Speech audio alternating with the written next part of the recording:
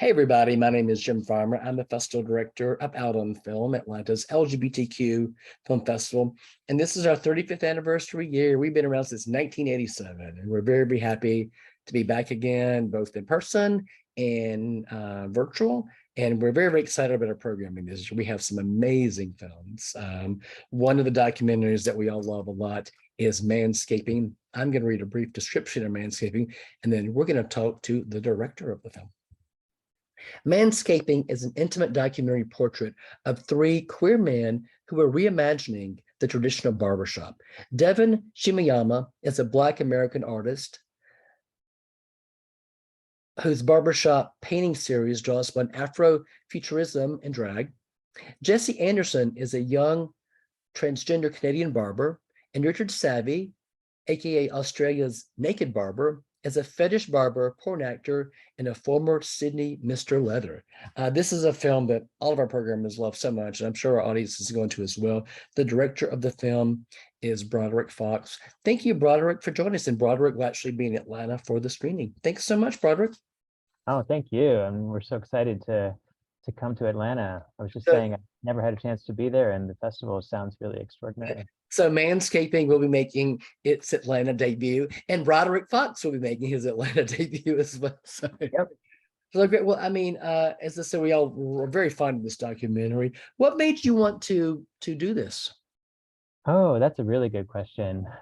I think for me, making documentary work always has to start with something that you're both kind of passionate about, but also maybe a little afraid about. So as many of the participants in the film kind of recount, I had a similar journey with barbershop spaces where they were both a space of pull and attraction, but also a space of trepidation in terms of some of the kinds of constrained performances of masculinity, possibly homophobia that kind of exist in those spaces. There's also, if anyone's interested, I have an autobiographical film from earlier in my career called The Skin I'm In that recounts some more specific relationships with barbering and hair, a little bit of a, I guess, sort of hair fetish in my history. And though I don't profess to be a trained barber by any stretch of the imagination, had in my early 20s, when I was figuring out my sexuality and identity, a bit of a kind of a naked barber journey of my own with an alter ego of mine named Rick, who features in that film. Okay, that's great. How did you? I mean, you have three just completely charismatic, captivating subjects. How did you go about finding them? Yeah, I mean, that's one of the kind of the really extraordinary opportunities, I mean, of the internet. And we all know sort of the internet has some real perils, but also some real possibilities to connect and create community. My partner and I are huge art tragics, so we're really into the fine art scene and knew of Devin Shimayama's painting work previously. And then when he produced a barbershop series of paintings, asking questions around sort of possibilities, particularly within the American Black barbershop space, that just felt like a no-brainer. In terms of actually trying to find other participants to refract this film, the larger initial question that I started with was sort of asking how performances of body hair and barbering construct or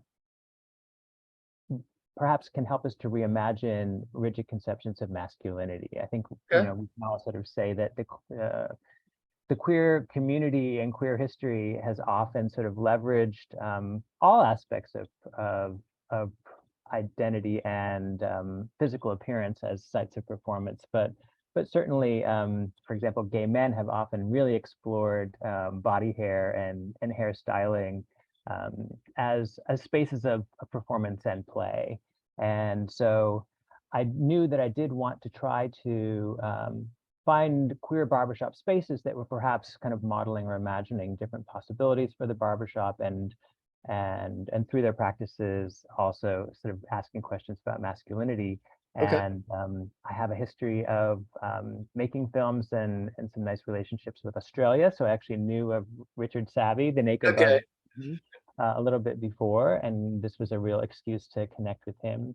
And Jesse Anderson up in Vancouver is somebody, as I said, I actually just found through Googling and looking around. And one of the kind of really extraordinary gifts that each of these participants sort of gave me was when I cold called them with the invitation or question to come film with them, they said yes. So That's great. You know, what I love about this film is, that, as I mentioned, each of these subjects is just so captivating and charismatic, but they're all so different. I mean, and they all have different stories to tell and different approaches. Can you, I mean, will you, I guess for a documentary filmmaker, that's just heaven for you to be able to have these people and have their trajectory, but just talk about having all these rich subjects and, and the stories that you get to tell about them. yeah, I mean, I think every documentary goes on a journey with those kind of inciting questions that I had. An earlier iteration of this project actually had this designed for more participants. I thought that there would sort of be a pairing of artists who are engaging with masculinity and hair in some fashion, a pair of possibly performers, so drag kings or other individuals who are sort of actively kind of performatively playing with hair and barbering, and Yeah. then a pairing of actual barbers. And in terms of the people who said yes and the people who said no, and actually really trying to figure out what the film was about, the core sort of uniting principle or thread really seemed to keep returning back to the specific barbershop itself. And so when I ultimately sort of figured out it was really these three participants, as you sort of described, the way in which each of their specific identities really covers such a broad but intersectional spectrum of different sort of issues and questions around sort of race, gender, sexuality, masculinity, and identity is something that I could not have scripted or made up. It was an absolute gift and something that really started to emerge out of the editorial process, and that I'm so grateful for. I think it Yeah. really makes for a rich conversation.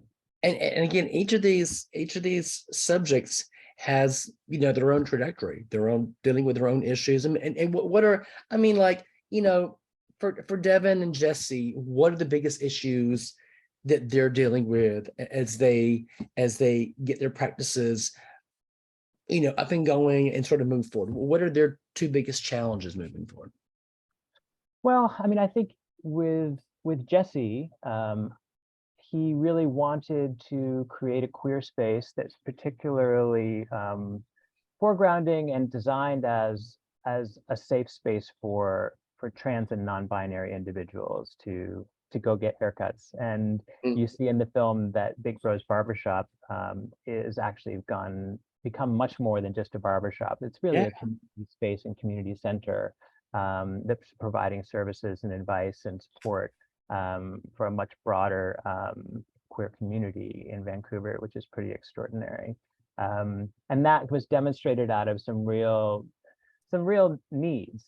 There's a lot of stories in the film around individuals being misgendered, or even just sort of cis females not being able to get a short haircut and always being given a pixie cut or being charged what one of the participants in the film calls the no penis tax, where they sort of end up being charged $60 for the same short haircut. So there was a lot of need.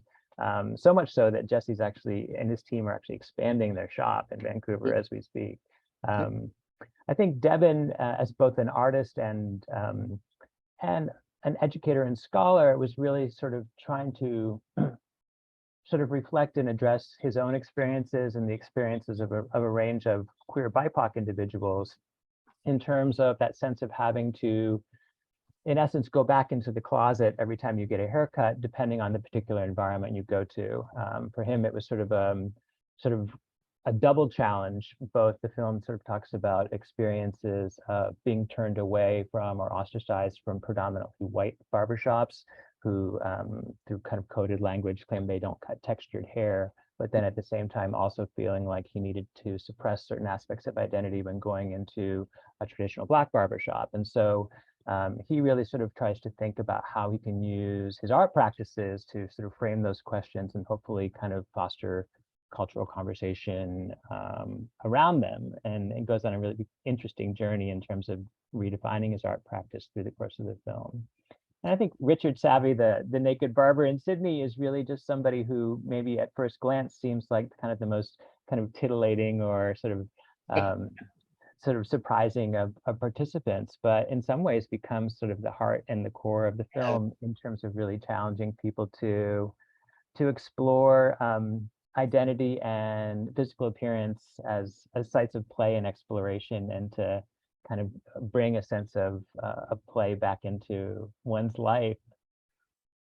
What has this film done for his business? Is his phone ringing off the hook even more so than it was now originally? That's a good question. Yeah, I mean, I hope so. I hope. I mean, the many, I mean, obviously all of us were impacted, and in some ways continue to be impacted by the COVID pandemic. But I think people in service industries, and particularly the barbering space, were hurt incredibly hard, not being able to sort of see clients for such a long period of time. So yes, if there's any way in which this piece can amplify the work of these amazing people, hopefully everyone will watch this and book a trip to Sydney or Vancouver and get a haircut.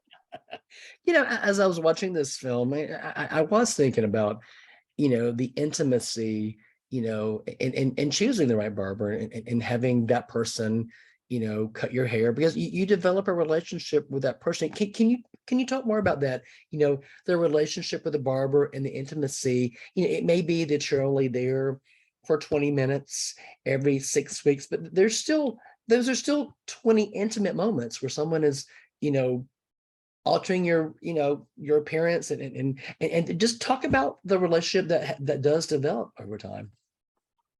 Yeah, I mean, I think the COVID era has all made us very much more aware about sort of like our physical boundaries and proximity and all of those things too. But as you described, sort of barbering is an incredibly intimate relationship founded on a tremendous amount of trust.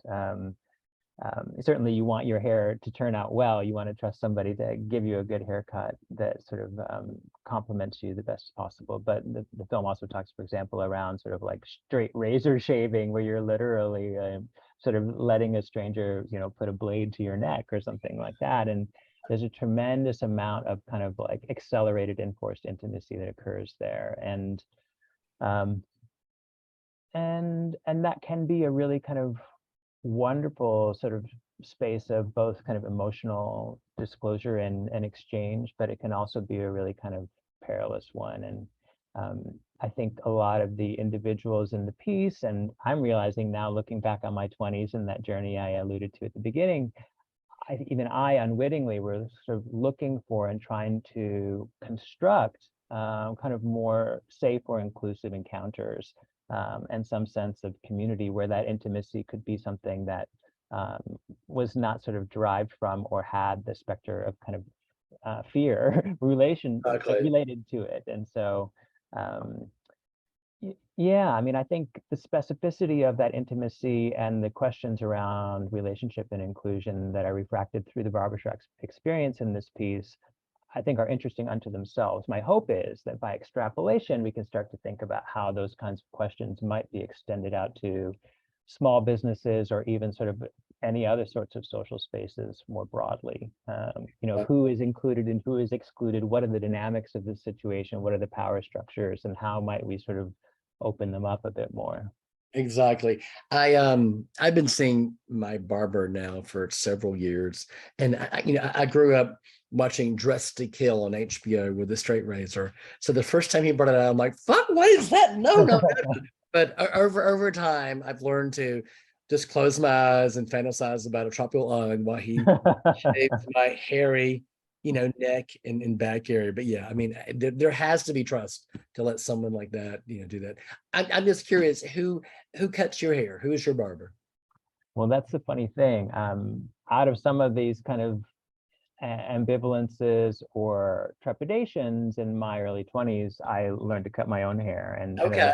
was actually started cutting friends' hair and others' hair too. And so I've been cutting my own hair for over 20 years now, and Wow. still cut my partner's hair and things like that too. So yeah, Good. So what's your next project? that's a great question. It's with documentaries in particularly the kind of like more intimate, character driven, Mhm. smaller scale work that I make. I need to sort of again find that register of both curiosity and a little bit of trepidation or a little bit of fear that kind of leads me to want to take the plunge with something and stick with it. So what's cooking up right now, I think, is really around aging in the queer community.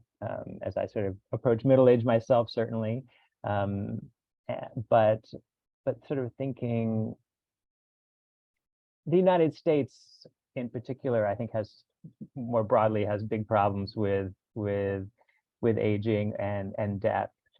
There's entire industries sort of built around defying it or ignoring it, and there's sort of a youth obsession, I think, across the board. I think those are refracted in some interesting and complex ways, specifically within gay and queer communities.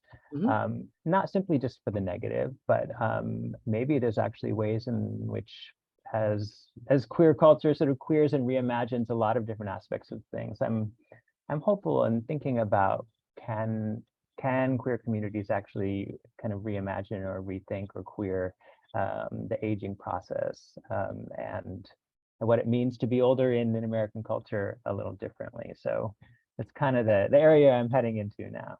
Gotcha. How long did you work on Manscaping? This is a film that I actually recorded a significant amount of back in 2018. Mhm. And then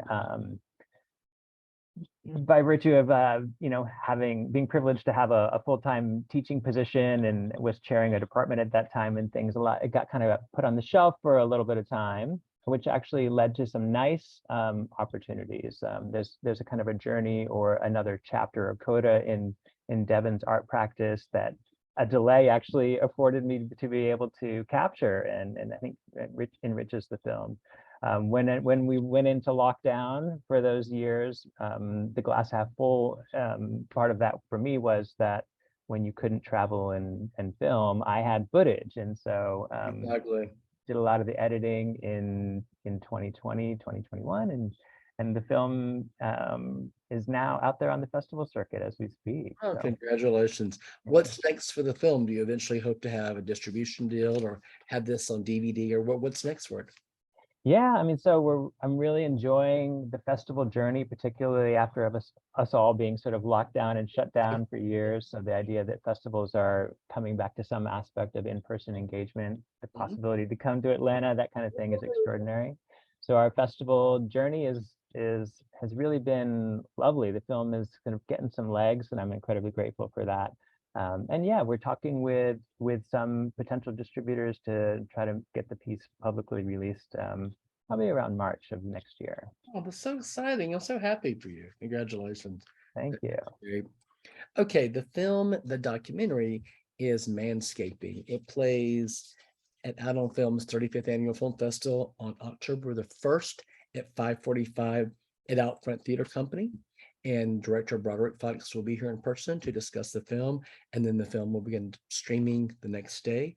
So you have no excuse not to see this film. It's an exceptional piece of work. Broderick, thank you so much for sharing this film with us. And we look forward to having you down here for a great Q&A and to show you a great Atlanta time. Thank you. I'm looking forward to meeting everybody. Looking forward to meeting you too. Thanks so much. Take care. Bye.